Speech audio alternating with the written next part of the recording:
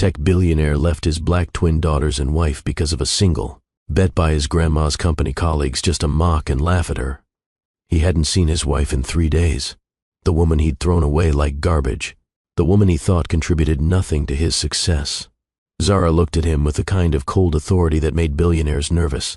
"Mr. Ashworth, please sit down. We have much to discuss regarding your company's future and the terms under which it will be allowed to continue operating." Fletcher's voice came out broken, desperate. "Zara, please. I didn't know. I didn't understand who you were." She smiled, but there was no warmth in it. "Who I was, Fletcher. I've always been exactly who I am. You just decided I was nobody because it made you feel like somebody. You built a $2 billion company on technology I own. You celebrated victories I orchestrated. You abandoned our daughters, your daughters, Kennedy and Kensington, for a bet your grandmother made with your investors. A bet that you could prove you were ruthless enough for success by walking away from your family." One of the investors shifted uncomfortably in his seat. "Mrs. Baptiste, we didn't realize the full extent of your involvement in the technological infrastructure." Zara turned to him with laser focus. "Of course you didn't. You didn't do your due diligence.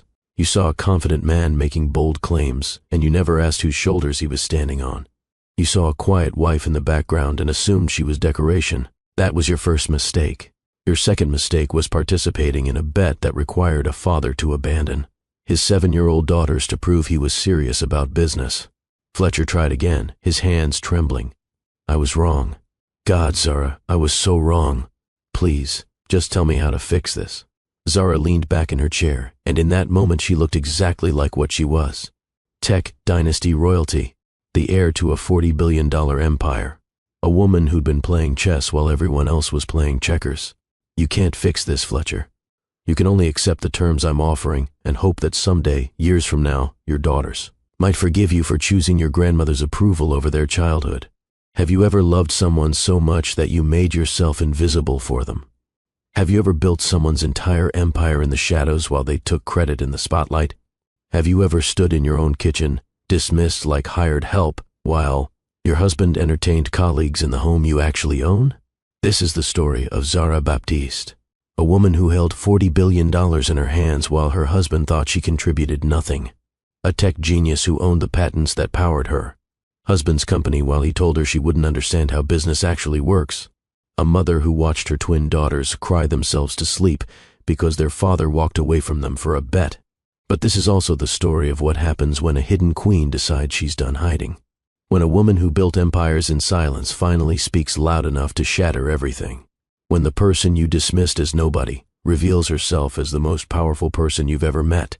Before this story ends, you'll witness a grandmother's racist bet destroy a family.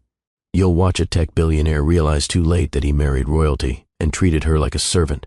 You'll see twin daughters code their own justice at 8 years old, and you'll understand why the sweetest revenge isn't destruction, it's revelation. But first, you need to understand who Zara Baptiste really was, and why Fletcher Ashworth made the biggest mistake of his life the day he decided she was the problem.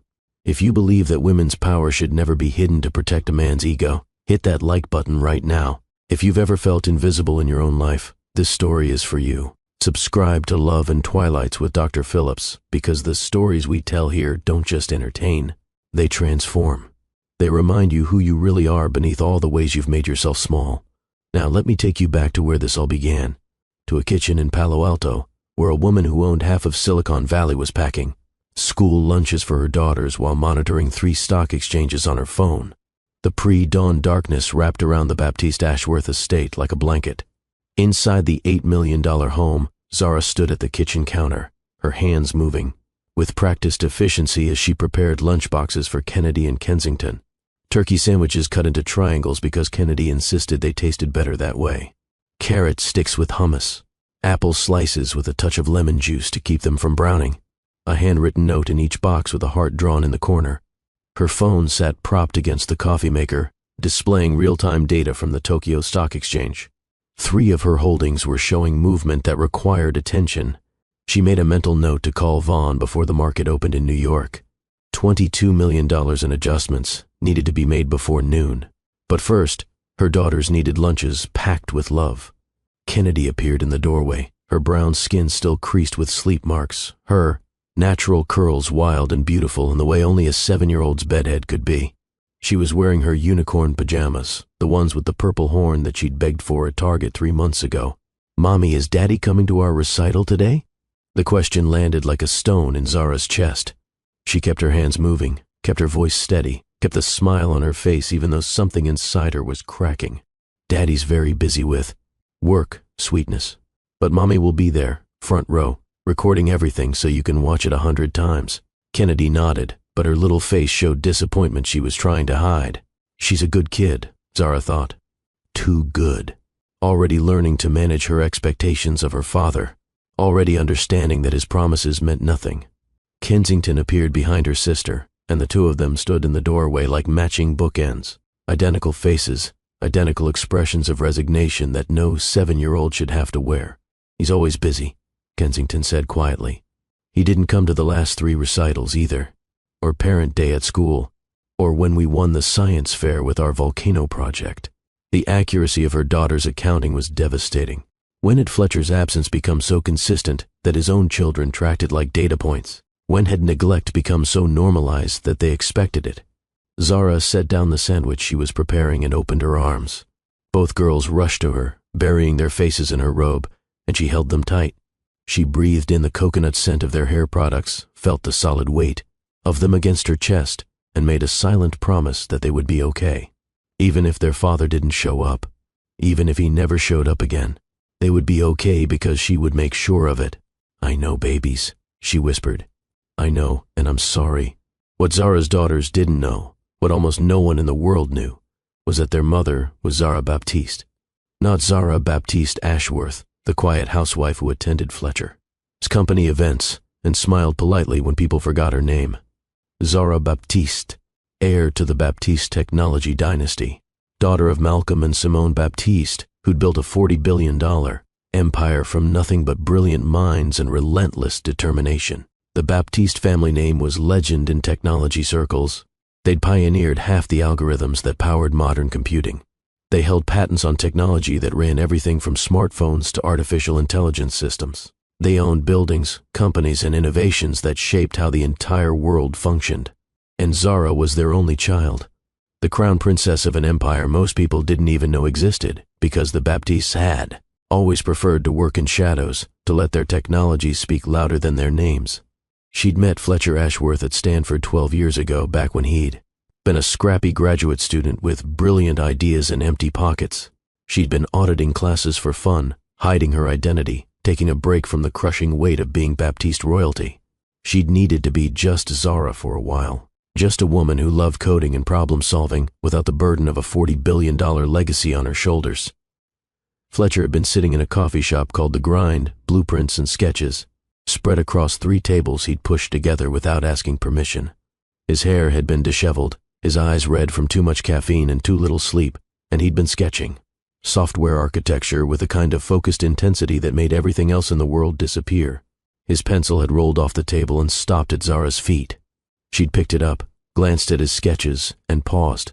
She'd seen the fundamental flaw in his design immediately. The kind of flaw that would cause the entire system to collapse under load. She'd handed him the pencil and said, "Your data distribution model is going to create bottlenecks at scale. You need to restructure your caching layer or this whole thing fails when you hit 10,000 concurrent users." Fletcher had looked up at her with surprise that shifted into curiosity. "And you are?" "Someone who knows architecture when she sees it. You're brilliant, but you're missing something critical." They talked for 4 hours about software design and scalability challenges, about the difference between elegant code and functional code, about dreams of building technology that actually mattered, that solved real problems, that made people's lives better instead of just making investors rich. Fletcher had bought her dinner with money he clearly didn't have, splitting an appetizer and pretending it was a full meal. He'd talked about his vision for creating platforms that would democratize access to information. She'd fallen in love with his passion, his idealism, his pure belief that technology could be a force for good. He'd proposed 6 months later on a beach at sunset. The ring had been simple, probably cost him 2 months of the stipend he was living on. His hands had shaken as he'd asked her to marry him, to build a life with him, to be his partner in everything. Zara had said yes without hesitation. She'd already known she loved him more than she'd ever loved anything. Her parents had attended the wedding with reservations carved into every line of their faces. Malcolm Baptiste had worn his best suit and a smile that didn't reach his eyes. Simone Baptiste had held her daughter's hands before the ceremony and spoken words that would echo through everything that followed. "Love is beautiful, baby girl." Her mother's voice had been gentle but firm. But wisdom protects what love builds. Keep something back, always. Not as deception, but as armor. A man who knows your full power might resent it if his ego is fragile. And baby, you need to make sure his ego isn't built on your foundation before you reveal how deep that foundation goes. Zara had laughed, young and certain, and convinced that Fletcher was different. "Mom, he's not like that. He loves me for who I am. He doesn't care about money or status or any of that." Simone had smiled sadly, like she'd heard those words before from other young women who learned hard lessons later. "I hope you're right, sweetheart. I truly do. But promise me you'll be careful. Promise me you'll protect yourself."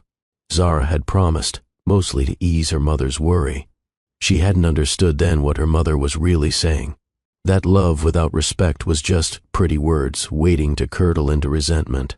That a man who needed to be the smartest person in the room would eventually poison any relationship with someone smarter. The early years had been good, beautiful even. They'd lived in a small apartment in Mountain View where the heating barely worked and the neighbors were loud and the whole place smelled vaguely of the Indian restaurant downstairs. But none of that had mattered because they'd been building something together. Fletcher would wake before dawn to work on project proposals.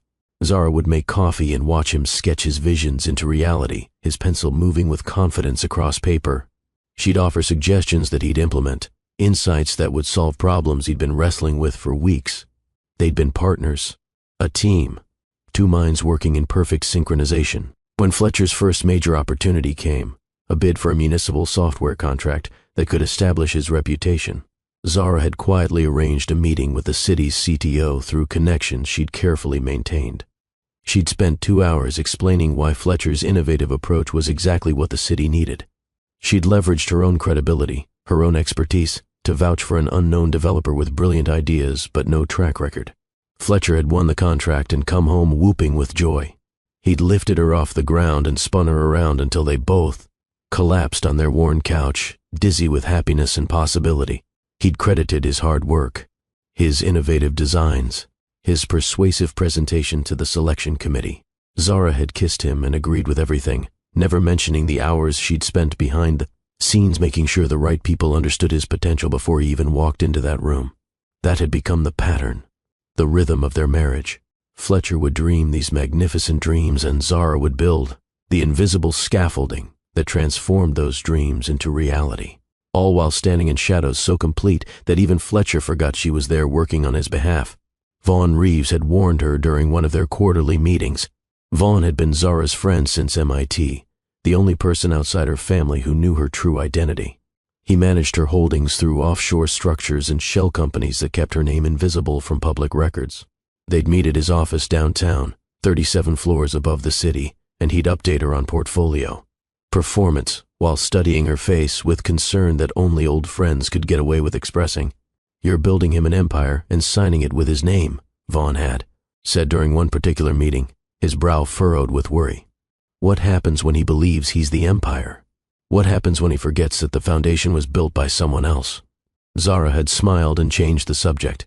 She'd believed that love meant sacrifice. That marriage meant supporting your partner's confidence, even if it required eroding your own visibility. She'd been managing wealth and property that would have placed her among the most powerful individuals in the country, controlling investments and holdings that generated more wealth than Fletcher could comprehend. Yet she'd chosen to be known simply as Fletcher Ashworth's wife, the quiet woman who stood beside him at events and smiled pleasantly when people forgot to ask her name. The devotion had been absolute. When Fletcher fell ill with pneumonia that settled deep in his lungs and wouldn't break, Zara had canceled a property acquisition worth $10 million to sit beside his bed for 5 straight days and nights without sleep. She'd held his hand through fevers that made him delirious. She'd fed him soup when he was too weak to lift the spoon. She'd read to him from tech journals when he was coherent enough to listen. Vaughn had called repeatedly about time-sensitive decisions that required her immediate attention, deals that couldn't wait, opportunities that were slipping away. But Zara had silenced her phone and chosen her husband's comfort over every business consideration. Because Fletcher needed her, and that was all that mattered. Fletcher had recovered and thanked her sweetly. He'd held her close and whispered that he didn't know what he'd do without her. But even then, even in that moment of genuine gratitude, she'd noticed something shifting in his expression when she tried to discuss his upcoming project challenges. He'd patted her hand in a way that felt patronizing. "Honey, you shouldn't worry your pretty head about things you don't understand. These are complex technical matters. I need to handle them myself." The dismissal had stung like a paper cut. Sharp and unexpected. She told herself he was still recovering, still finding his strength, still shaken from being so vulnerable. But the dismissals continued and grew more frequent. The city awarded Fletcher the Riverside contract, the kind of transformational project that would cement his reputation as an innovator. He'd celebrated with champagne and speeches about vision and perseverance. Zara had stood in their kitchen remembering the dinner she'd orchestrated with 3 council members, carefully steering conversation until they'd convinced themselves that Fletcher Ashworth was exactly the innovator Riverside needed. She'd arranged everything while making it appear that nothing had been arranged, that Fletcher's selection was inevitable, based purely on merit. Fletcher never knew that his greatest triumph had required her invisible hand guiding every crucial decision. She told herself that partnership meant different roles, that her power was in supporting his success from behind the scenes. That marriage required one person to shine in the spotlight while the other held the light steady. Her mother's warning had begun whispering in her memory with increasing frequency, but Zara had pushed it away, clinging to the belief that Fletcher's love was real, even as his respect steadily disappeared. The twins had been born on a Tuesday in April. Kennedy first, screaming her arrival with impressive lung capacity. Then Kensington 3 minutes later, quieter but no less determined. Fletcher had held them both in the hospital, tears streaming down his face, and promised he'd be the best father they could ever want. For the first few months, he'd tried. He'd done midnight feedings and diaper changes. He'd sung off-key lullabies and walked the floors when they wouldn't sleep. But as his company grew, as success came faster and bigger than he'd ever imagined, his presence at home diminished proportionally. By the time the twins were 2, Fletcher had stopped attending their doctor appointments. By 3, he'd missed their first day of preschool. By 5, he'd forgotten their birthday entirely, remembering only when he came home, to find them in party hats, their little faces trying to hide disappointment. Zara had made excuses then, too. "Daddy's working on something important. Daddy wishes he could be here. Daddy loves you so much." But standing in the kitchen now, watching her 7-year-old daughters catalog their father's absences with the precision of accountants, Zara wondered when she'd become complicit in teaching her children that love meant accepting neglect. The memory of his first real cruelty remained sharp as broken glass. They'd been at dinner, just the 2 of them on a rare date night, discussing a challenge Fletcher was facing with supply chain logistics for a client. Zara had offered a solution based on her extensive experience managing complex vendor relationships across her own portfolio. Fletcher had set down his fork and looked at her with something cold in his eyes. "You wouldn't understand how these things actually work. Maybe we should just talk about something else, something you're more familiar with. How are the girls doing in school?" The condescension had been breathtaking. This was her specialty. She managed supplier networks across 3 continents. She'd negotiated contracts that would have made his head spin. But to Fletcher, she was just a housewife who wouldn't understand the complexities of business. She'd felt something crack inside her chest that night, a hairline fracture in the foundation of everything she'd believed about their marriage. But she'd smiled and changed the subject to safer topics, telling herself that stress was making him irritable. She'd been wrong about that too. Now, standing in the kitchen with her daughters wrapped around her, their small bodies, seeking comfort she could barely provide, Zara felt that old crack widening, becoming a chasm she wasn't sure could be bridged. Upstairs, Fletcher was still sleeping. He'd come home late last night from another celebration, another funding milestone, another victory he'd claimed without acknowledging the invisible architecture that made it possible. Zara gently extracted herself from the twins' embrace. "Go get dressed for school, sweethearts. Pick out something that makes you feel powerful today." Kennedy looked up at her with questions in her eyes. "Why powerful?" "Because you are powerful. Both of you. You're brilliant and beautiful and capable of anything. And I need you to remember that, especially on days when other people forget to see it." The girls nodded and headed upstairs, their footsteps light on the hardwood floor Zara had personally selected when she'd purchased this house through a holding company Fletcher knew nothing about. She picked up her phone and texted Vaughn, "Need to talk soon. Things are getting worse." His reply came immediately, "I'm here whenever you need me, day or night." Zara poured herself coffee and stood at the window, watching the sun rise over Palo Alto.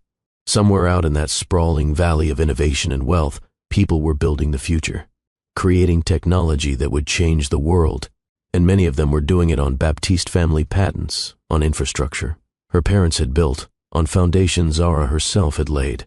But in this house, in this marriage, she was invisible, a ghost haunting her own life. The charity gala had been Phyllis Ashworth's idea. Fletcher's grandmother wanted to celebrate the latest funding round with an event that would position Fletcher among Silicon Valley's elite. It would be held at the Rosewood, with 500 guests, a live orchestra, and a silent auction featuring experiences that cost more than most people's annual salaries. Zara had been informed of the event, not invited to participate in planning it. She'd learned about it when Phyllis had called 3 weeks prior, her voice dripping with false sweetness that barely masked real condescension. "Zara, darling, we're hosting a gala to celebrate Fletcher's success. You'll need to buy an appropriate dress, something elegant. Try not to embarrass him." The implication had been clear. Zara's taste, Zara's choices, Zara's very existence was potentially embarrassing. She should try to minimize the damage of her presence. Zara had bought a dress that cost $8,000 from a designer she'd invested in through one of her holding companies. Emerald green silk that made her skin glow and her eyes brilliant. She'd had her hair done at a salon where the stylist recognized her immediately as Zara Baptiste and asked about her parents with genuine warmth. The night of the gala, Zara had stood in front of the mirror in their bedroom and barely recognized herself. She looked like the woman she used to be. Before marriage, before invisibility, before she'd learned to make herself small. Fletcher had emerged from his closet, adjusting his cufflinks, and glanced at her. "You look nice. Ready to go?" Nice. $8,000 dress. Professional styling. And she looked nice. They'd arrived separately because Fletcher had needed to be there early for photographs with major donors. Zara had walked in alone, and for a moment, she'd felt eyes turn toward her. Recognition flickering in faces of people who knew the Baptiste name, if not her face. But before anyone could approach, before anyone could make a connection, Fletcher's assistant had rushed over. "Mrs. Ashworth, your table is in the back. Mr. Ashworth thought you'd be more comfortable away from the main activity." Translation: Fletcher had seated his wife where she'd be out of sight, where she wouldn't interfere with important conversations or networking opportunities. Zara had found her assigned table and discovered she'd been seated with other wives, women who'd been similarly tucked away while their husbands worked the room. They'd smiled at each other with understanding that needed no words. Across the ballroom, Zara could see Fletcher holding court, laughing with investors, gesturing animatedly as he told stories about his company's growth. His eyes swept the room constantly, cataloging faces and opportunities, measuring the value of every person he encountered.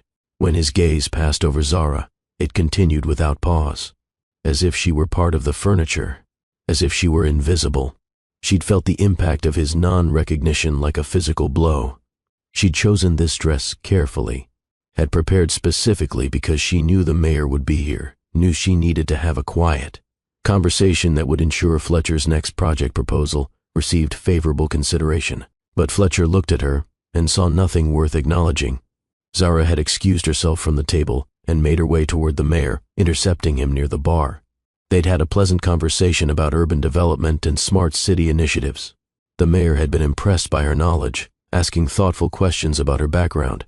She'd been vague, mentioning graduate work at MIT, careful not to reveal too much. By the time she'd finished ensuring Fletcher's next project would receive proper attention from city officials, she'd needed air. The ballroom felt suffocating. All these people celebrating Fletcher's success she'd built, victory she'd orchestrated, and she was supposed to sit quietly in the back, grateful to be included at all. She'd slipped out to the terrace where the night air was cool and clean. The sounds of the gala became muted, and her breathing slowly returned to normal. That's where Vaughn found her 20 minutes later. He'd been attending the gala in his capacity as a prominent attorney, and he'd noticed Zara's absence from Fletcher's side. He'd noticed a lot of things, actually. but he'd kept his observations to himself, respecting boundaries of their friendship.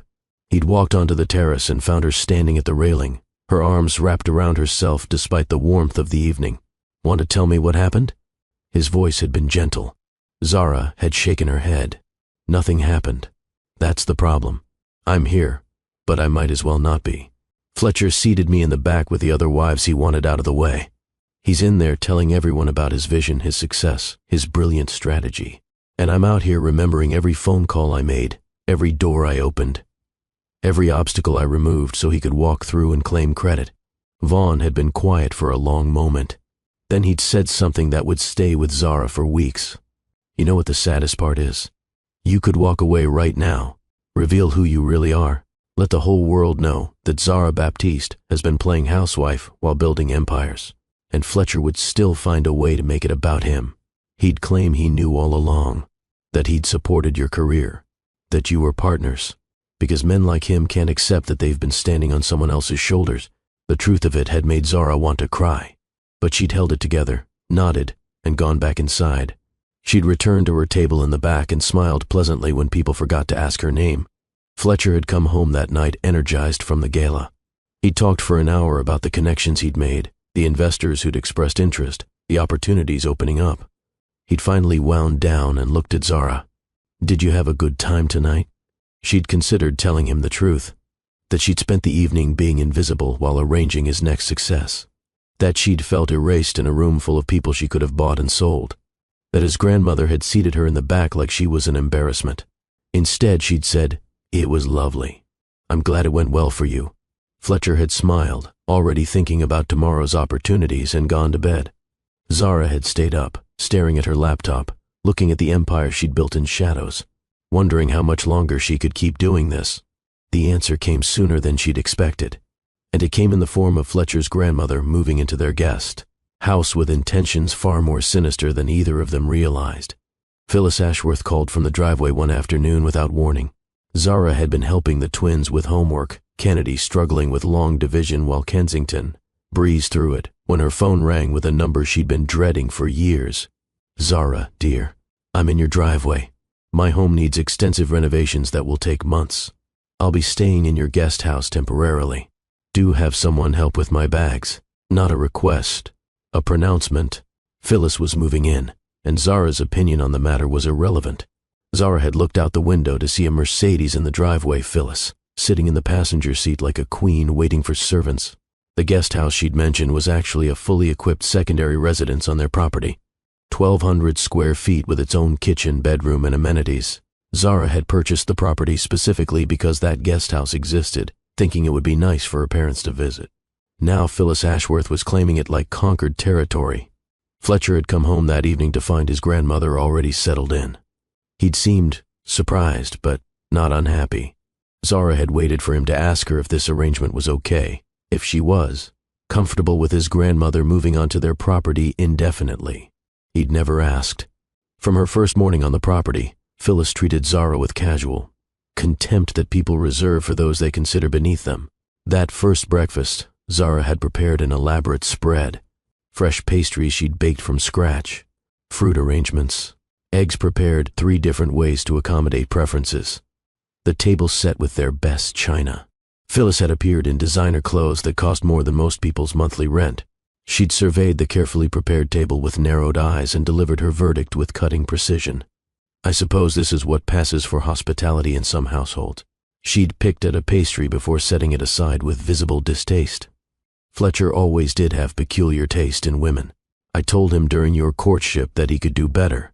But young men rarely listen to their mothers about such matters." The racism in the comment had been thinly veiled, barely concealed beneath concerned trolling about standards and breeding and appropriate matches. Zara had felt the sting of it, but she'd kept her composure. Fletcher had been reading his phone at the table, barely listening. When Zara had waited for him to defend her, to say something, anything, he'd simply asked his mother to pass the coffee. The silence of his non-response had hurt worse than Phyllis's insult. The attacks became daily. Phyllis would comment on Zara's clothes, her cooking, her conversation, her very existence. Each observation carefully designed to diminish without quite crossing into territory that could be called overtly abusive. "Your hair is so interesting," Phyllis would say, touching Zara's natural curls with fascination that felt invasive. Do you ever wish you could do something more manageable with it? The twins need proper etiquette training, she'd announce over dinner. I've noticed they have certain habits that will need to be corrected before they're old enough to attend proper functions.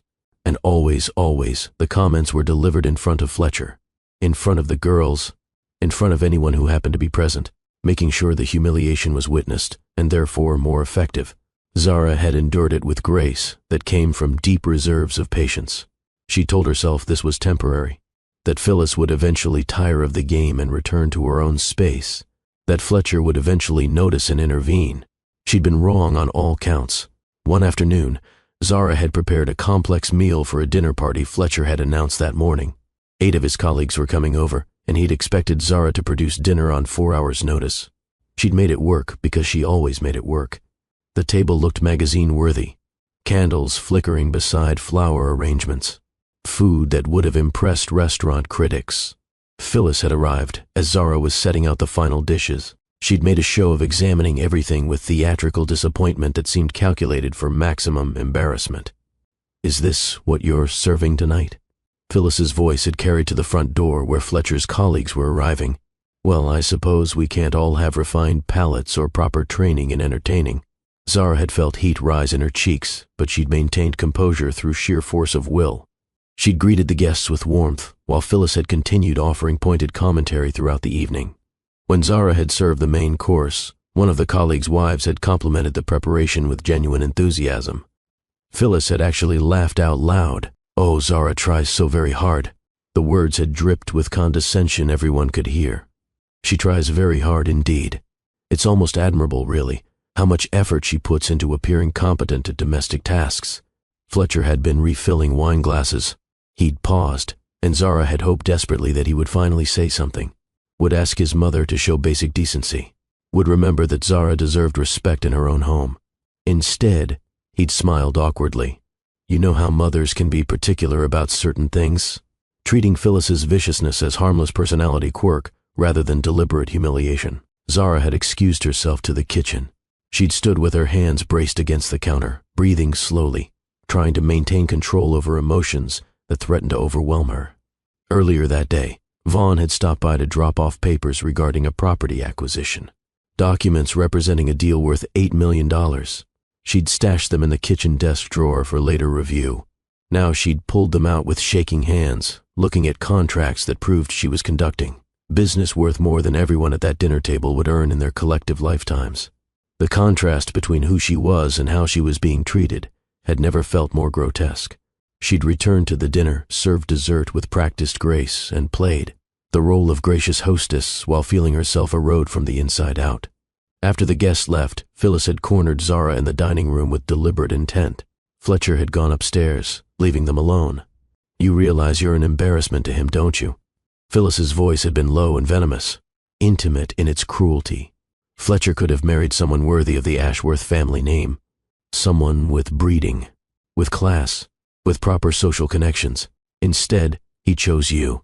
And now he's stuck pretending you're something you're not, while everyone can see the truth. The racism wasn't even veiled anymore. It was right there, naked and ugly. Zara had met her eyes directly, refusing to look away. Fletcher chose me because he loved me. Loved? Phyllis had smiled with cruel satisfaction. Past tense. How appropriate. My son has outgrown you, dear. You were suitable when he was nobody. Acceptable for a struggling tech entrepreneur with no prospects. But now he's somebody important. He has a reputation to maintain. And you're nothing but dead weight holding him back from his true potential. The sooner you understand that reality, the easier it will be when he finally admits it publicly. Phyllis had swept out of the room, leaving Zara surrounded by dirty dishes and shattered illusions. Fletcher had witnessed the entire exchange from the hallway. Zara had seen him there, had watched him turn and walk away rather than defend her. And something fundamental had broken in that moment. She'd stood alone in the dining room, hands shaking, wondering how she'd become so worthless in the eyes of the man who'd once promised to cherish her above everything else. But if Phyllis was poison in Zara's home, she was orchestrating something far worse in the boardrooms of Silicon Valley. Something that would reveal just how little Fletcher valued the family Zara had given him. And it started with a bet. The meeting took place at Phyllis Ashworth's Atherton mansion on a Tuesday afternoon while Zara was picking the twins up from school. Phyllis had gathered Fletcher's board members and key investors in her private conference room. Men in expensive suits who measured their worth in exits and acquisitions. These were the people who'd funded Fletcher's rise, who'd believed in his vision, who'd made him a tech billionaire at 42 years old. And they'd all come when Phyllis called because Phyllis Ashworth held power in Silicon Valley that predated her grandson's success. Gentlemen. Phyllis's voice had carried the authority of someone accustomed to being obeyed without question. Thank you for coming. I've gathered you here to discuss my grandson's future and a concern that's been weighing on me. The investors had leaned forward, curious about what Phyllis needed badly enough to summon them personally. Fletcher is approaching the most critical phase of his career. This next funding round will determine whether he joins the ranks of true innovators or remains a second-tier player. The valuation we're discussing, $2 billion, would make him one of the youngest self-made billionaires in tech. Murmurs of agreement around the table. Everyone knew the stakes. But I have concerns. Phyllis had paused for effect. Fletcher has confided in me that he feels held back by domestic obligations, by a wife who doesn't understand the pressures he's under, by children who demand time he should be spending building his legacy. The lie had been expertly crafted. Fletcher had never said those exact words, but Phyllis had a gift for reshaping truth into weapons. I believe, and I think you'll agree, that he'd perform better, focus better, win better if he wasn't distracted by family drama. One of the investors, a man named Richard Chen, had frowned. You're suggesting what exactly? I'm proposing a wager. Phyllis had pulled out contracts her lawyers had drafted. Here's my offer. If Fletcher can close this funding round at a $2 billion valuation within the next 60 days, I'll personally invest an additional $100 million in the next round. That had gotten their attention. $100 million was serious money, even in Silicon Valley. But here's the catch. Phyllis had smiled like a shark. He has to do it completely free from his current family distractions, meaning he leaves his wife and children for the duration of the negotiation period. No contact, no support, nothing. Just pure focus on business. You're suggesting he abandon his family? Another investor had asked, though his tone suggested curiosity rather than moral objection. I'm suggesting we test whether my grandson has what it takes to make the truly difficult decisions that separate successful entrepreneurs from mediocre family men. If he can't walk away from a wife who brings nothing to the table except demands on his time, then perhaps he doesn't have the ruthlessness required for the top tier of this industry. The contract had been passed around, examined by men who saw families as obstacles to overcome rather than foundations to build upon. And the bet had been signed, sealed, delivered to Fletcher with Phyllis's persuasion and the board's pressure behind it. Vaughn Reeves learned about the bet through channels that shouldn't have existed but did when you had Baptiste family resources behind you. One of the investors had a crisis of conscience and reached out to an attorney friend. That attorney happened to know Vaughn. Word traveled fast in the right circles. Vaughn had called Zara immediately, his voice tight with barely controlled fury. They're betting on your marriage. Phyllis set up some kind of twisted wager with Fletcher's investors. Zara, you need to know what's coming. But by the time Vaughn's warning arrived, it was already too late. Fletcher had already made his choice, already decided that a chance at billionaire status and his grandmother. His approval was worth more than the woman who'd built everything he had, worth more than the daughters who carried his name. The abandonment came on a Tuesday. Fletcher arrived home from work with a face carved from stone. His expression was already closed off before he'd even spoken the words that would detonate their lives. The twins had run to greet him at the door like they always did, Kennedy and Kensington's excited voices overlapping as they tried to tell him about their day, about the butterfly they'd seen in the garden, about the story they'd written together about space princesses who saved their own kingdoms. Fletcher had patted their heads absently, moving past them like they were furniture. Something in his dismissal had made both girls go quiet, with the instinct children have for sensing disaster approaching. Zara, we need to talk. His voice was flat and rehearsed, like he'd been practicing this speech.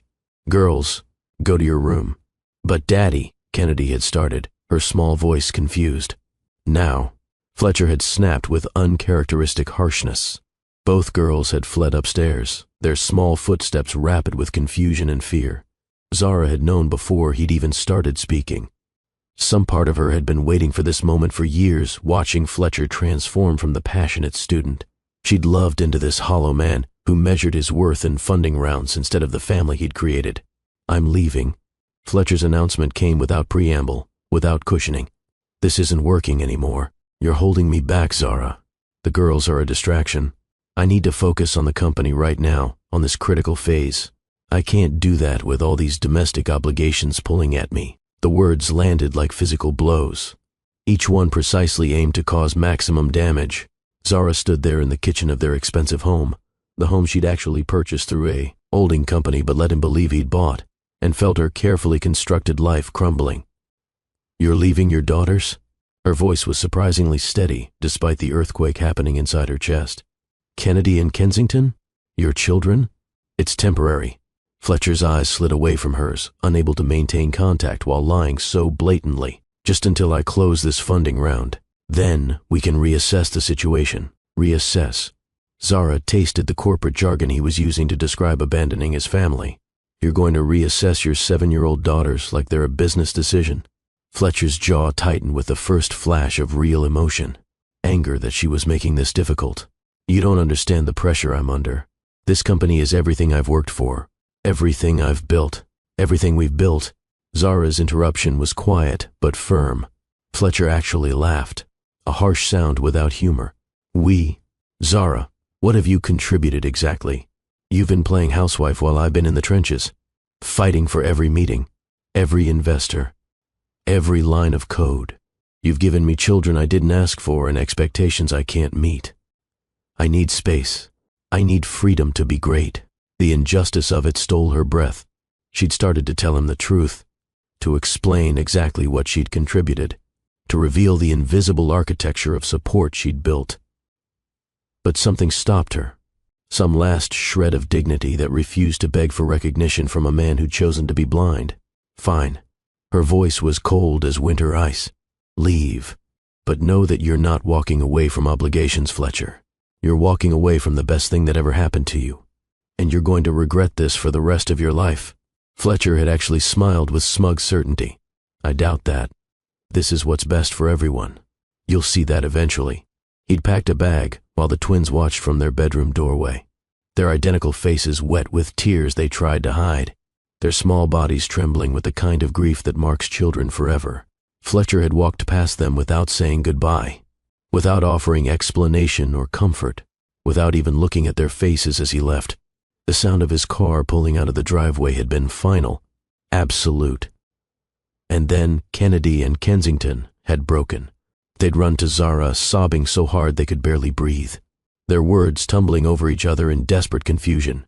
"Why is Daddy leaving? What did we do wrong? Doesn't he love us anymore? Is he coming back? Mommy, please make him come back." Zara had held them while they cried, their tears soaking her shirt as they tried to understand why their father was abandoning them. She'd stroked their curls and whispered reassurances that felt like lies. "It's not your fault, babies. Nothing you did. Daddy's just confused right now. He's making a terrible mistake, but it's his mistake, not yours. You are loved. You are wanted. You are perfect exactly as you are." But the girls had cried for hours, exhausting themselves with grief, until they finally fell asleep in Zara's bed, unwilling to be separated from her, terrified that she might leave too. Later that night, after the girls had finally surrendered to exhausted sleep, Zara had sat in the darkness of her bedroom and felt something shift inside her, something fundamental and irreversible. The grief was there, the heartbreak over her failed marriage, the pain of watching her daughters suffer, but underneath it was something harder, something colder, something that had been building through years of systematic dismissal and erasure. Rage, not the hot explosive kind, the ice-cold, calculating kind, the kind that built empires and destroyed enemies with surgical precision. Fletcher thought he'd left a housewife and 2 children who would wait for his return. He had no idea he'd just declared war on a queen who'd been hiding her crown. And Zara Baptiste was done hiding. She'd picked up her phone with hands that no longer trembled, made a single call with absolute certainty about what she needed. Vaughn had answered on the first ring. "Zara?" He left. Her voice was eerily calm. "He left me and the girls for a bet and his grandmother's approval. And, Vaughn, I'm done hiding. I'm done being invisible. I want them to see exactly who they dismissed. I want them to understand what they just lost. There had been a long pause before Vaughn spoke, and when he did, his voice carried grim satisfaction. It's about damn time. How far do you want to take this? Zara had looked at her sleeping daughters, thinking about their tear-stained faces, about the confusion in their eyes when their father had walked past them like they didn't exist, about 7 years of systematic erasure and dismissal. Everything. The word carried absolute conviction. I want everything he has, and I want him to know exactly what he threw away. I want him to understand that he didn't just leave his wife on. He left Baptiste royalty, and we're about to remind him what that means. The dismantling began at dawn with the precision of a surgical strike. Zara had spent the night working from her home office, the room Fletcher had always dismissed as her craft space. He'd never realized it contained secure servers and encrypted communications, equipment that connected her to the Baptiste family network. While her daughters slept upstairs, Zara had initiated a sequence of events that would reshape Fletcher's understanding of reality. She'd pulled up files she'd maintained for years, documentation of every patent Fletcher's company relied on, every algorithm his technology was built upon, every piece of intellectual property that made his business possible. All of it traced back to Baptiste Technology Holdings. All of it licensed to Fletcher through shell companies and subsidiaries he'd never bothered to investigate. All of it contingent on behavioral clauses and family value standards that Fletcher had just spectacularly violated. The first domino fell at 6:47 in the morning when Fletcher's lead investor received a phone call from Vaughn Reeves, attorney at law and Baptiste family consigliere. Mr. Chen, this is Vaughn Reeves. I'm calling regarding irregularities in the funding structure for Fletcher Ashworth's company that require immediate examination. Richard Chen had been drinking his morning coffee, preparing for a normal day. What irregularities? Vaughn's voice had been professionally courteous, but firm. It's come to our attention that the company is operating on technology licensed from Baptiste Technology Holdings. The licensing agreement contains specific behavioral standards and family values clauses. These clauses have been violated. We're conducting a comprehensive review of whether the license should be revoked. I'm not familiar with Baptiste Technology Holdings. Vaughn had smiled, though Chen couldn't see it. Most people aren't. They prefer to operate quietly. But I think you should be aware that Mrs. Fletcher Ashworth, who you may know as Zara, is actually Zara Baptiste, of the Baptiste Technology dynasty, the family that holds patents on approximately 60% of the foundational technology Mr. Ashworth's company is built upon. The silence on the other end had been profound and educational. By 7:15, 3 more investors had received similar calls, each one politely but firmly suggesting that their due diligence might have missed certain critical details about the technology Fletcher's company depended on. By 9 o'clock, Fletcher's phone was exploding with desperate calls. He'd been sitting in his new apartment, a sterile corporate housing unit that felt nothing like home, congratulating himself on making the tough decision, on choosing success over sentiment, on proving he had the ruthlessness his grandmother and the board believed was necessary. His lead investor's calls shattered that delusion immediately. Fletcher, we have a serious problem. Chen's voice had been tight with barely controlled panic. Did you know your company is built on Baptiste family technology? Fletcher had frowned, confused. What are you talking about? All our technology is proprietary. We developed it ourselves. That's what we thought too. But apparently, the foundational algorithms, the core architecture, the patents that make everything work, they're all licensed from Baptiste Technology Holdings. And guess who owns Baptiste Technology Holdings? Fletcher had felt the first stirrings of real fear. I have no idea. Your wife. Chen's voice had been flat. Zara Baptiste, heir to a $40 billion tech dynasty. And apparently, the licensing agreement for the technology your entire company depends on has family values clauses. Clauses you just violated by abandoning your family for a bet. The words had hit Fletcher like a freight train. What are you talking about? Zara's not, she's a housewife. Chen had actually laughed, though there was no humor in it. A housewife who owns the patents that power your company. A housewife who apparently has been subsidizing your success through licensing agreements so generous they were essentially charity. And now she's reassessing those agreements. Fletcher, if she revokes that license, your company collapses. Everything we've built, everything we've invested, it all goes away. Fletcher had dropped his phone. His hands were shaking too badly to hold it. He'd picked it up from the floor with trembling fingers. That's impossible. There must be some mistake. The only mistake was ours. We should have done better due diligence. We should have asked where your technology actually came from. And you should have known who you married before you decided she was disposable. Chen had hung up. Fletcher had immediately pulled up search results for Baptiste's technology dynasty. His laptop screen filled with article after article, pages of documentation about a family worth an estimated $40 billion, pioneers in computing technology, holders of patents that powered everything from smartphones to artificial intelligence systems. And there, buried in an old archived article about the family's second generation, was a photograph. Zara at her parents' estate, identified clearly as Zara Baptiste, heir to the Baptiste fortune. The woman in the photograph looked like his wife, but she carried herself differently, chin raised with unconscious authority, wearing clothes that cost more than his first car, standing between parents whose power radiated from them like heat. This wasn't the quiet housewife who packed school lunches. This was royalty. This was the tech world's equivalent of a hidden princess. Fletcher had dialed Zara's number with shaking hands. It went straight to voicemail. He'd tried again and again. Each call sent immediately to voicemail, his messages becoming increasingly desperate as he began to understand the magnitude of what he'd thrown away. His CTO called next, frantically asking about licensing agreements Fletcher had never fully understood. His CFO was discovering that their entire technical foundation was built on sand that was rapidly washing away. And then Phyllis called, her voice venomous with fury. Who is this Baptiste family? Why didn't you know your wife was connected to them? Do you have any idea what you've done? Fletcher had sat in his sterile apartment surrounded by the wreckage of his certainty, finally beginning to understand that he'd been borrowing power he'd never earned. Meanwhile, Zara had taken the twins to breakfast at their favorite pancake house, a place called Maple Lane that served chocolate chip pancakes the size of dinner plates and didn't judge when children ordered ice cream for breakfast. Kennedy and Kensington had seemed lighter somehow, as if their father's absence, once the immediate grief had passed, had lifted a weight they'd been carrying without realizing it. Mommy, Kensington had asked carefully, drizzling syrup over her pancakes with focused concentration, is Daddy coming back?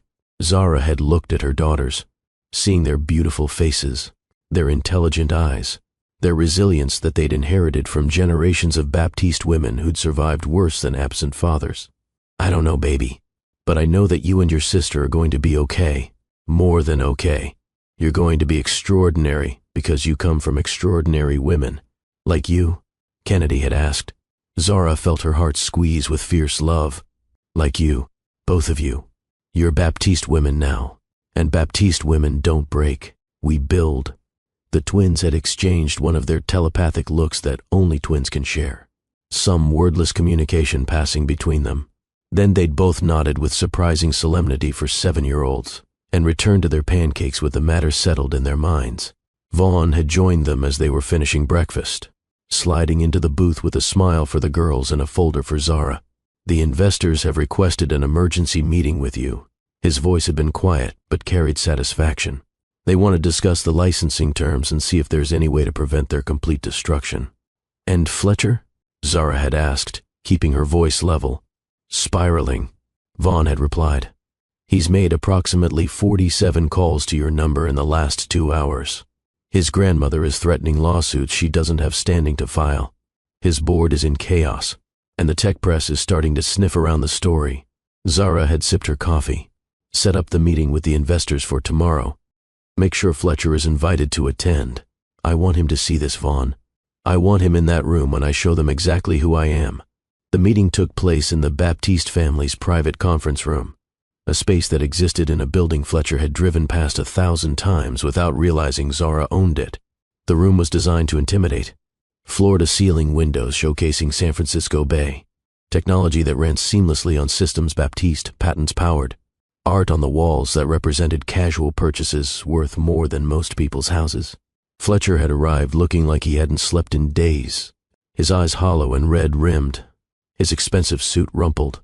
He'd frozen in the doorway when he'd seen Zara sitting at the head of the conference table, positioned in the power seat like she'd been born to it, which in fact she had been. Mr. Ashworth.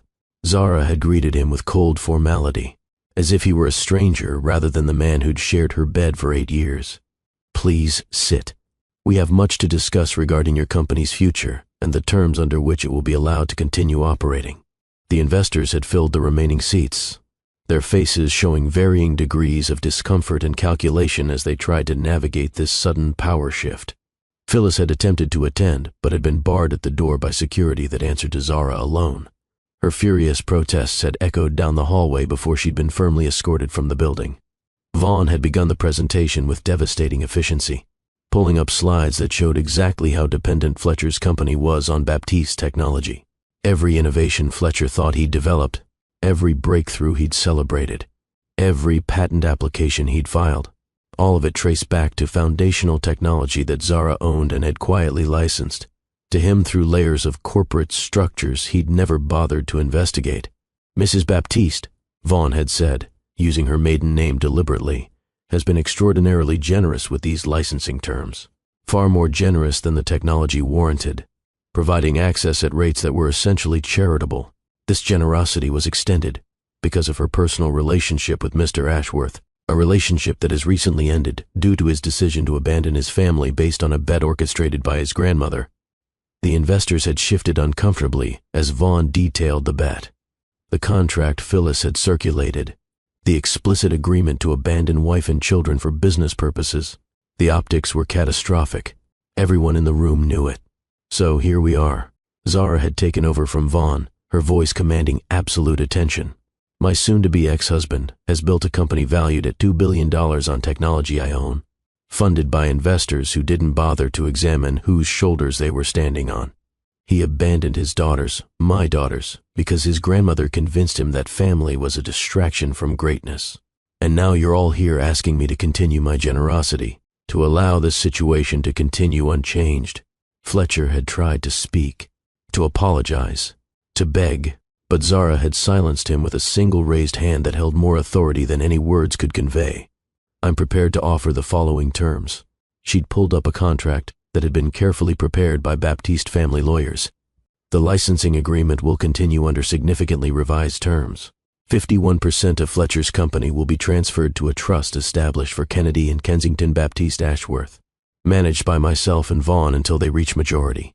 Fletcher may retain operational control as CEO, but major decisions require board approval. A board that will now include myself and 2 other Baptiste family representatives." The terms were presented as a negotiation, but everyone in the room understood they were a dictate. Accept these conditions or watch the company collapse when the licensing was revoked. Furthermore, Zara had added, her voice softening slightly, "Fletcher will establish a substantial trust fund for his daughters, attend mandatory therapy to address his priorities, and have supervised visitation rights contingent on his ability to be a present, engaged father. If he can't do that, then Kennedy and Kensington are better off without him entirely." Fletcher had sat frozen, his face cycling through shock, shame, grief, and dawning understanding. This was mercy, harsh mercy, but mercy nonetheless. Zara could have destroyed him utterly, could have revoked the licenses and let his company implode, could have crushed him for sport. Instead, she'd given him a chance at redemption he absolutely didn't deserve. "Do you accept these terms, Mr. Ashworth?" Zara had asked formally. Fletcher had looked at her across the conference table, seeing her clearly for the first time in their entire relationship. Not the quiet wife who'd made herself invisible, but the tech dynasty heir who'd chosen love over empire and had been repaid with abandonment. He'd seen the power in her posture, the authority in her voice, the intelligence that had always been there if he'd bothered to look past his own reflection. "Yes." His voice was broken. "I accept." "Zara, I'm so sorry. I didn't know. I didn't understand." "This meeting is adjourned," Zara had interrupted, standing and gathering her materials with practiced efficiency. "My lawyers will send over the contracts for signature. Gentlemen, I trust you'll conduct your future due diligence more thoroughly. Vaughn, we're done here." She'd walked out of the conference room without looking back at Fletcher, without acknowledging his presence beyond the bare minimum professionalism required for the business transaction, because that's all he was to her now. A business transaction that needed to be managed for her daughter's benefit. Nothing more. If you've ever felt invisible in your own life, if you've ever had someone take credit for your work, drop a comment below telling me your story. You're not alone. this community sees you. And hit that subscribe button, because what happens next will show you that the best revenge isn't destruction. It's building something so magnificent that everyone who dismissed you has to watch your success from the outside. 3 months after the meeting that had reshaped Fletcher's entire existence, Zara had rebuilt her life with the same strategic precision she brought to everything she touched. The divorce had been finalized with minimal drama. Fletcher had signed whatever papers were put in front of him, accepting terms that left him financially diminished, but not destroyed. Humbled, but given room for redemption if he could manage it. The twins had started therapy, working with a child psychologist who specialized in parental abandonment. Kennedy had started writing stories about brave girls who didn't need anyone to rescue them, girls who saved themselves and built their own kingdoms. Kensington had developed an intense interest in coding, asking Zara to teach her the basics of programming during their evening hours together. Both girls were healing in the way resilient children do when given proper support and unconditional love. Zara had stepped fully into her public role as Baptiste, Technology Dynasty's heir, no longer hiding behind married names or domestic obscurity. She'd given interviews to TechCrunch and Wired about women in tech, about balancing motherhood and empire building, about the systematic erasure of women's contributions in Silicon Valley. Her face had appeared on magazine covers. Forbes had done a feature story titled "The Hidden Billionaire Who Built Her Husband's Empire." Her company's logo had become recognized. She'd claimed space that had always belonged to her by right. And through it all, Vaughn had been there, not as a replacement for Fletcher, but as something entirely different, something built on decades of friendship, mutual respect, and the kind of partnership where both people saw each other clearly and celebrated what they saw. They'd been working late in Zara's home office one evening, the twins already asleep upstairs, when Vaughn had set down the contract he'd been reviewing and looked at her with an expression she couldn't quite read. "Can I tell you something I've kept to myself for approximately 20 years? Zara had glanced up from her laptop, curious about the nervous energy suddenly radiating from her normally composed friend. Of course, Vaughn had taken a breath. "I've been in love with you since sophomore year at MIT. When you argued with Professor Chen about algorithmic bias and won the debate so completely that he revised his entire curriculum. I thought you were the most magnificent person I'd ever met, and I've loved you through every day since then. Through your marriage to Fletcher, through watching him diminish you, through holding my silence because you'd made your choice and I respected that. But Zara, you're free now, and I need you to know that I see you. All of you. The genius, the mother, the empire builder, the woman who hides her power, and the woman who wields it. And I love every version of you completely." The confession had stolen Zara's breath, recontextualizing years of friendship through a new lens. She'd thought about Vaughn's loyalty, his unwavering support, the way he'd protected her interests even when she hadn't been protecting herself. She'd thought about how her heart beat faster when he called, how his presence made her feel safe and seen in ways Fletcher never had. 20 years is a long time to wait. Her voice was soft. "You were worth the wait," Vaughn had replied simply, "and I'd wait another 20 if that's what you needed. I'm not asking for anything you're not ready to give, Zara. I just needed you to know the truth about how I feel." Zara had stood and crossed the room to where Vaughn sat, taking his face between her hands with gentle care. "I think I've been falling in love with you for years without letting myself acknowledge it, because I was married and trying to make something work that was already broken. But Vaughn, I don't need another 20 years to know that what I feel for you is real and deep and worth exploring." He'd smiled with such joy that it had made her heart ache in the best way. And when he'd kissed her, it had felt like coming home to a place she'd been searching for without realizing it existed. 6 months later, Zara had stood in her parents' estate garden on a perfect California afternoon, wearing a dress that cost more than Fletcher's first funding round, surrounded by family and friends who genuinely loved her. Vaughn had waited at the altar with tears in his eyes. Kennedy and Kensington had served as flower girls, wearing matching dresses and identical smiles that showed how much they'd healed. The ceremony was small but profound. Vows spoken with the weight of decades of friendship transformed into something deeper. Vaughn had promised to stand beside her as an equal partner, to celebrate her strength rather than fear it, to love her daughters as his own, and to never, ever make her feel invisible again. Zara had promised honesty, genuine partnership, and the courage to remain fully herself. Baptiste dynasty heir, tech genius, mother, and and woman who'd learned that love without respect was just another form of destruction. But the truly lovely twist came during the reception. Kennedy and Kensington had asked for everyone's attention with the kind of conspiratorial excitement that only 8-year-olds plotting something spectacular could achieve. "We have an announcement," Kennedy had declared, standing on a chair while Kensington pulled out a tablet connected to the display screens around the garden. "We've been learning to code from Mommy," Kensington had added, her voice proud and clear, "and we wanted to show everyone something special for the wedding." The screens had lit up with code scrolling in real time, not random code, but a sophisticated program that the twins had apparently been developing for months with Zara's guidance. The program accessed Fletcher's company's public stock performance, showed the Baptiste technology patents that powered it, and displayed a family tree that connected Fletcher's innovations directly to Zara's intellectual property. "Daddy's company is built on Mommy's brain," Kennedy had announced with the kind of brutal honesty children excel at. "We wanted everyone to know that. And we wanted to say thank you to Mommy for being smart and strong and teaching us that girls can build anything." The garden had erupted in applause. Fletcher, who'd been invited to attend as part of his reconciliation process with the twins, had stood frozen with fresh understanding of how completely he'd been outclassed, not just by Zara, but by his own daughters, who at 8 years old already understood more about real power and justice than he'd learned in 40 years. But the twins weren't finished with their presentation. Kensington had clicked to another slide that showed a donation announcement. Fletcher's company, under its new board structure, was establishing a foundation for women and minorities in technology, funded by 30% of company profits, named the Baptiste Ashworth Foundation for Technological Equity. "Daddy agreed to this," Kennedy had explained, looking directly at Fletcher with expectation in her eyes, "because he wants to be better. Right, Daddy?"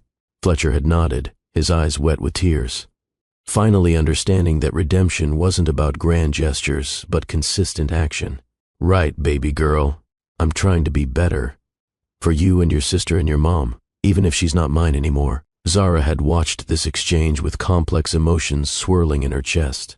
Fletcher would never be her partner again, would never regain what he'd thrown away, but perhaps with enough work and genuine change, he could be a decent father to their daughters. Perhaps he could learn to see them clearly, value them properly, show up for them consistently. That would be enough. That evening, after the reception had wound down and the guests had departed, Zara had stood with Vaughn on the terrace of her family's estate, watching the sunset paint the sky in shades of gold and amber. The twins were playing in the garden below, their laughter carrying on the evening breeze, their happiness evidence of healing that had seemed impossible 6 months ago. "Your daughters are extraordinary," Vaughn had said, his arm wrapped around Zara's waist with comfortable intimacy. "Baptiste women usually are," Zara had replied with a smile. "It's genetic. So what's next for the Baptiste technology dynasty? World domination? Mars colonization? Time travel?" Zara had laughed, leaning into his embrace. "Nothing that dramatic. I'm thinking we focus on Kennedy and Kensington for a while. Make sure they grow up knowing their worth, knowing their power, knowing that they never have to make themselves small for anyone's comfort. We build the empire they'll inherit someday, brick by brick, line of code by line of code. We show them what real partnership looks like, so they never settle for less." "Sounds perfect," Vaughn had murmured against her hair. "Sounds like everything." And it was. Not perfect in the fairy tale sense where nothing ever went wrong, but perfect in the real sense where challenges were met together, where support went both ways, where visibility was celebrated rather than punished. Zara had been thrown away by a man who couldn't see past his own reflection, but she discovered something better than being valued by someone who'd never deserved her. She'd discovered the value in seeing herself clearly, in claiming the space that was rightfully hers, in building a life that required no diminishment or erasure. 5 years later, Kennedy and Kensington Baptiste Ashworth stood on the stage at TechCrunch Disrupt, presenting the revolutionary algorithm they'd developed with their mother's guidance. At 13 years old, they were the youngest keynote speakers in the conference's history, and they commanded the stage with the kind of natural authority that came from growing up watching their mother reshape industries. The algorithm they'd created used artificial intelligence to detect and correct gender and racial bias in hiring practices, making it impossible for companies to discriminate without leaving detectable patterns. It was sophisticated, elegant, potentially industry transforming, and it was being released as open source, free for any company to implement, because the twins had insisted that justice shouldn't be a luxury item. We learned from our mom that power means nothing if you're not using it to open doors for people who've been locked out. Kennedy had told the audience, her voice clear and confident. The Baptiste family has always believed that technology should elevate everyone, not just the people who already have advantages. And we learned from our mom's story that being dismissed doesn't mean being diminished. Kensington had added, sometimes the people who underestimate you are doing you a favor by showing their limitations instead of yours. In the audience, Zara had sat between Vaughn and her parents, watching her daughters shine with pride that threatened to overflow from her chest. Fletcher sat several rows back, present because the twins had invited him, included because they'd chosen forgiveness without forgetting, teaching him through their grace what real strength looked like. After the presentation, as the tech press swarmed her daughters for interviews and photographs, Zara had felt her phone buzz with a message from Phyllis Ashworth. The grandmother who'd orchestrated the bet that destroyed her grandson's family had spent the past 5 years in obscurity, her social status demolished by her association with the scandal, her influence in Silicon Valley completely evaporated. The message was simple. I underestimated you. I'm sorry. Zara had read it twice, considering whether to respond, whether engagement served any purpose beyond satisfying someone else's need for absolution. Finally, she typed a single-sentence reply. I know. That was your mistake, not my problem. Then she deleted Phyllis's contact entirely and turned her full attention to the scene unfolding before her, her daughters being celebrated for their brilliance, her husband beaming with pride, her parents offering the kind of quiet approval that meant everything coming from people who'd built empires of their own. This was the lovely twist that nobody had seen coming when Fletcher had walked away from his family 5 years ago. Not his destruction, though that had been satisfying in its completeness, but Zara's transformation from hidden power to claimed authority, from invisible support to recognized leadership, from erased wife to celebrated empire builder who'd passed her throne to daughters who would wield it with wisdom. The Baptiste technology dynasty had always been powerful, but now it was visible, public, undeniably matriarchal. 3 generations of Baptiste women stood in that auditorium. Zara's mother, Zara herself, and the twins, representing an unbroken line of brilliance that no bet, no abandonment, no systematic dismissal could ever truly diminish. Fletcher had lost everything that mattered when he'd chosen his grandmother's approval over his family. But in losing him, Zara had discovered something infinitely more valuable, herself, fully visible, fully powerful, fully free to build the legacy she'd been born to create. And her daughters, oh her magnificent daughters, would inherit not just an empire of technology and wealth, but the more important legacy of knowing their worth without needing external validation, wielding their power without apology, taking up space without shrinking themselves to accommodate fragile egos. That night, after the conference celebrations had ended and they'd returned home to the penthouse that overlooked the bay, Zara had tucked her daughters into bed despite their protests that they were too old for tucking in. Mom, Kennedy had asked, as Zara smoothed the covers around her, do you ever wish things had worked out with Dad? That he hadn't left? Zara had considered the question carefully, thinking about the woman she'd been when Fletcher had walked away versus the woman she'd become in his absence. I wish he'd been better, she'd answered honestly. I wish he'd been capable of being the partner and father you deserved. But do I wish I was still making myself invisible so he could feel big? No, baby girl, never that. His leaving was the worst thing and the best thing that ever happened to me. The worst because it hurt you girls. The best because it forced me to stop hiding. We're glad you stopped hiding, Kensington had said sleepily. You're so much cooler when people can actually see how awesome you are. Zara had kissed both their foreheads, breathing in the coconut scent of their hair products, feeling gratitude for these brilliant, resilient children who'd survived their father's abandonment and emerged stronger for it. You know what the best part is? She'd whispered, you two never have to hide anything. You get to be fully yourselves from day one. Build whatever empire you want, love whoever deserves you, and never, ever shrink yourselves for someone else's comfort. Promise? They'd asked in unison, their twin telepathy turning the question into something sacred. Promise, Zara had replied. Baptiste women take up space. We build kingdoms. We change the world. And we never, ever let anyone make us invisible. That's your inheritance, more valuable than any technology patent or corporate holding. Remember that always. As she'd left their room and found Vaughn waiting in the hallway with hot tea and understanding eyes, Zara had felt the last piece of grief from Fletcher's betrayal finally release its hold on her heart. She'd been thrown away like garbage, mocked and dismissed and abandoned, and she'd risen from that humiliation like a phoenix from ashes, claimed her rightful throne, built an empire that would outlast everyone who'd underestimated her, and taught her daughters that being underestimated was a gift, because it meant your eventual revelation would be that much more devastating to those who'd been foolish enough to count you out. The tech billionaire who'd left his black twin daughters and wife for a bet had lost everything that mattered. But the Baptiste technology dynasty queen he'd dismissed as just a housewife had gained the world and was passing it to daughters who would wield it with wisdom, power, and the absolute certainty that they were born to rule. That wasn't just revenge, that was legacy, and it was absolutely lovely. Beautiful family, if you've stayed with me through this entire journey, you understand that Zara's story isn't just about revenge. It's about reclaiming yourself. It's about understanding that your power exists whether or not anyone acknowledges it.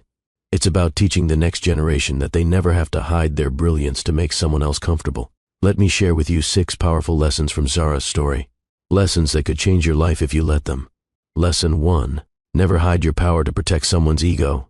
Zara made herself invisible thinking it was love, thinking that supporting Fletcher meant erasing herself. But real love celebrates your strength, not demands you diminish it. Fletcher's ego was fragile because he'd built nothing himself. When you hide your power, people forget or never know it exists.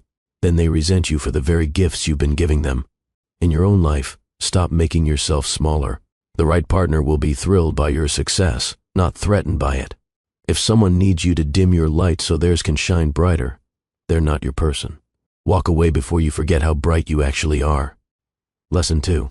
Your worth isn't determined by someone's ability to see it. Zara had the empire all along. Fletcher's blindness was his limitation, not her deficiency. She spent years thinking his approval mattered, when the truth was she'd been the powerful one from the beginning. Stop waiting for validation from people who can't see your value. Your worth exists independent of their recognition. You don't need anyone's permission to be extraordinary. You already are. The people who matter will see it. The people who don't see it don't matter. Lesson 3. How someone treats your children reveals everything. Fletcher's willingness to abandon Kennedy and Kensington for a bet, for money, for his grandmother's approval, showed who he truly was beneath the surface. When someone can walk away from innocent children for business purposes, they've shown you there's no bottom to their capacity for cruelty. In your own relationships, watch how potential partners treat vulnerable people. Watch how they treat children, animals, service workers, anyone with less power than them. That's who they really are when the mask comes off. Believe what you see. Lesson 4. Invisible contributions don't make you invisible. They make you strategic. Until it's time to stop being strategic and start being visible. Zara's invisible architecture gave her ultimate leverage. Because Fletcher never knew where his success came from, when she pulled the support, everything collapsed. Sometimes working in shadows is the smartest strategy. Document your contributions even if no one sees them now. Keep receipts. Maintain records. Because when the time comes to reveal your hand, you'll have evidence that can't be disputed. Your invisible work isn't wasted. It's strategic positioning for the moment when you choose to step into the light. Lesson 5. Redemption is possible but not required. Fletcher could work to be a better father. And that was important for Kennedy and Kensington. But Zara owed him nothing beyond what served her daughter's well-being. She didn't have to forgive him. Didn't have to give him another chance romantically. Didn't have to pretend his apologies erased his actions. You can allow someone to change without returning to the relationship. Forgiveness doesn't mean reconciliation. You can wish someone well from a safe distance. You can hope they become better for the next people in their lives without making yourself available to be hurt again. Your healing doesn't require their redemption. Your peace doesn't depend on their transformation. Lesson 6. The best response to betrayal is building something so magnificent they can't look away. Zara didn't just recover from Fletcher's abandonment. She ascended to heights he could never reach, built a visible empire, raised extraordinary daughters, found genuine love with someone who deserved her, all while Fletcher watched from outside, finally understanding what he'd lost. Don't waste energy on small revenge. Don't plot their downfall. Build something so spectacular that your betrayer has to witness your success, whether they want to or not. Let your thriving be the loudest statement. Let your happiness be the final word. Success isn't the best revenge. It's the only revenge worth pursuing. Zara's story teaches us that sometimes the worst thing that happens to us is actually the catalyst for becoming who we were always meant to be. Fletcher's abandonment didn't break Zara. It freed her. It forced her to stop hiding, to stop making herself small, to stop accepting the lie that her value was determined by his ability to see it. And in that freedom, she built something extraordinary. Not just an empire, though she certainly did that, but a legacy of strength and visibility and unapologetic power that she passed to her daughters. So they would never have to learn the hard way what she'd learned, that you can't love someone into respecting you, that making yourself invisible doesn't make you loved. That real partnership requires two people who see each other clearly and celebrate what they see. If this story moved you, if you believe in women who rise from the ashes and claim their thrones, hit that subscribe button right now. Subscribe to Love and Twilights with Dr. Phillips for stories that don't just entertain but transform. Stories that remind you who you really are beneath all the ways you've made yourself small. Comment below with the name of a strong woman in your life who deserves to be celebrated. Your mother, your sister, your friend, your daughter. Someone who takes up space unapologetically. Someone who builds kingdoms. Someone who refuses to be invisible. Let's fill this comment section with the names of women who inspire us, who show us what strength looks like, who prove that being underestimated is just opportunity in disguise. Share this video with someone who needs to remember their power, someone who's been making themselves small, someone who's forgotten that they're royalty, someone who needs to hear that their worth isn't determined by someone else's blindness. And hit that notification bell so you never miss a story from this channel, because every week we're bringing you narratives that will change how you see the world. That will remind you what's possible when you stop hiding and start claiming the space that's rightfully yours. The Baptiste technology dynasty continues. The legacy lives on. And somewhere right now, a woman is realizing she doesn't have to stay invisible. She doesn't have to accept being diminished. She doesn't have to wait for permission to be extraordinary. She can be like Zara. She can reclaim her crown. She can build her empire. She can teach her children that they never have to hide their brilliance for anyone's comfort. And that, beautiful family, is what real power looks like. Not the power to destroy, though Zara certainly could have, but the power to rise, to transform, to build something so magnificent that everyone who dismissed you has to witness your success and finally understand what they lost. Fletcher Ashworth learned that lesson too late. He sits now in supervised visitation sessions with daughters who are kind to him but will never see him as a hero.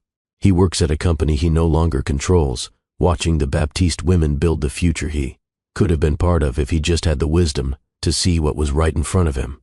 But this story isn't really about Fletcher. It never was. This is Zara's story, Kennedy's story, Kensington's story, the story of women who were told they were nothing and responded by building everything, who were dismissed and responded by becoming undeniable, who were hidden and responded by stepping so fully into the light that the whole world had to see them. Your story can be like theirs, not the pain. We don't wish that on anyone, but the transformation, the reclamation, the moment when you decide that you're done being invisible and start taking up all the space you deserve. That moment is available to you right now, today, this second. You don't have to wait for permission. You don't have to wait for someone to see your value. You can decide right now that you're done hiding, done shrinking, done accepting less than you deserve. You can be your own Zara. You can build your own empire. You can pass your own legacy to the next generation. You can teach your children, or the young people in your life, that they are powerful beyond measure, and they never have to apologize for that power. The Baptiste dynasty started with one couple who refused to let racism and doubt and closed doors stop them from building something extraordinary. It continued with Zara, who learned the hard way that hiding your power doesn't protect love. It just enables those who would diminish you. And now it lives on in Kennedy and Kensington, who will never know what it's like to make themselves small, who will build on the foundation their mother and grandparents laid, who will change the world because they were taught from birth that changing the world is what Baptiste women do. What will your legacy be? What will you build? What will you teach the next generation about power and visibility and refusing to be erased? The answer starts now, with you, deciding that your story doesn't end with betrayal or dismissal or someone's inability to see your worth. Your story is just beginning, and it's going to be absolutely lovely. Thank you for staying with me through Zara's journey. Thank you for believing in stories that celebrate women's power. Thank you for being part of this community that sees each other, that lifts each other up, that reminds each other that we are extraordinary exactly as we are. Until next time, beautiful family, remember who you are. Remember what you're capable of. Remember that you never have to hide your crown to make someone else comfortable. Baptiste women take up space, and so should you. This is Dr. Phillips, reminding you that love and twilight are beautiful. But so is the dawn that comes after darkness. So is the moment when you rise and reclaim everything that's rightfully yours. Your empire is waiting. Go build it.